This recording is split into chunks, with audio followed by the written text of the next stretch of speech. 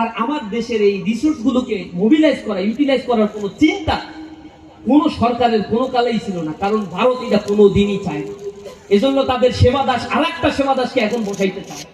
মুসলেকা টুসলেকা দিয়া যারা তাদের প্রতি কমিটেড হবে, সামনের নির্বাচনে প্রশাসন থেকে শুরু করে সামগ্রিক সাপোর্ট, অর্থনৈতিক সাপোর্ট, এরপরে মিডিয়া সাপোর্ট দিয়ে তাদেরকে ক্ষমতায় বসানোর জন্য এখন আবার উঠে পড়ে লাগছে তাদের এই সেই রয়্যাল সিন্ডিকেট গুলো। 25 বছরের একটা পরিকল্পনা, করাপশন ফ্রি একটা সোসাইটি, কমিটেড একটা জেনারেশন, কারিগরি শিক্ষায় শিক্ষিত একটা প্রজন্ম তারা তৈরি করেছে।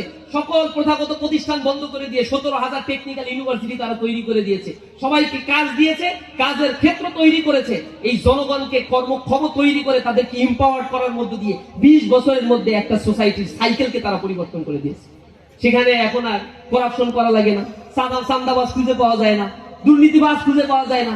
সব জায়গায় এআই দিয়ে নিয়ন্ত্রিত হয়। জনগণের সার্ভিস গুলো ওয়ান স্টপ সার্ভিস প্রোভাইড করে তারা ওয়েস্টার্ন সোসাইটির সাথে তাল মিলিয়ে চলার জন্য চেষ্টা করছে। এবং টেকনিক্যাল দিক থেকে, ইকোনমিক দিক থেকে পৃথিবীর এখন ড্রামেটিক্যাল একটা পরিবর্তন সেই সোসাইটি গুলোতে। চায়না করেছে, মালয়েশিয়া করেছে, হংকং করেছে, সিঙ্গাপুর করেছে, আমার স্ক্যান্ডিনেভিয়ান দেশগুলো করেছে, বাল্টিক অঞ্চলের দেশগুলো করেছে। Why not Bangladesh?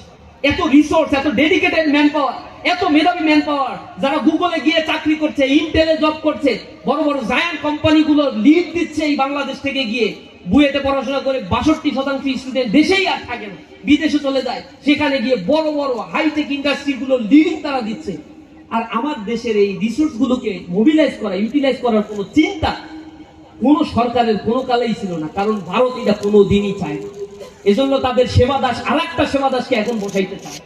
মুসলেকা টুসলেকা দিয়া যারা তাদের প্রতি কমিটেড হবে, সামনের নির্বাচনে প্রশাসন থেকে শুরু করে সামগ্রিক সাপোর্ট, অর্থনৈতিক সাপোর্ট, এরপরে মিডিয়া সাপোর্ট দিয়ে তাদেরকে ক্ষমতায় বসানোর জন্য এখন আবার উঠে পড়ে লাগছে তাদের এই সেই রয়্যাল সিন্ডিকেট গুলো। এগুলা ছাত্ররা কিছুই বলছেন, আপনারা কিছুই বুঝতেছেন না এখনো।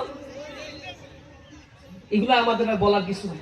যদি বুঝে থাকেন তাহলে সিদ্ধান্ত নেওয়ার সময় আপনার। বাংলাদেশ আপনার। এই বাংলাদেশকে বুঝে নিয়ে নিরাপদ করা এবং ইনসাফের বাংলাদেশ গড়ার দায়িত্বটাও আপনার। এই দায়িত্ব পালনের জন্য আমি উদাত্ত আহ্বান জানাই। আপনাদের একাডেমিক লাইফটা যেন সুন্দর হয়, টেবিলে সময় দিবেন বেশি করে, উম্মাদকে নিয়ে, জাতিকে নিয়ে, দেশকে নিয়ে চিন্তা করবেন। নিজে কি পেলেন এই প্রাপ্তির ইকুয়েশন না করে সব সময়ের জন্যই চিন্তা করবেন দেশকে আপনি কি দিতে পারলেন। সবাই মিলে যদি আমরা দেশের জন্য কাজ করতে থাকি, দেশ আমার জন্য একদিন উর্বর একটি জমিন উপহার দিয়ে দেবে ইনশাআল্লাহ।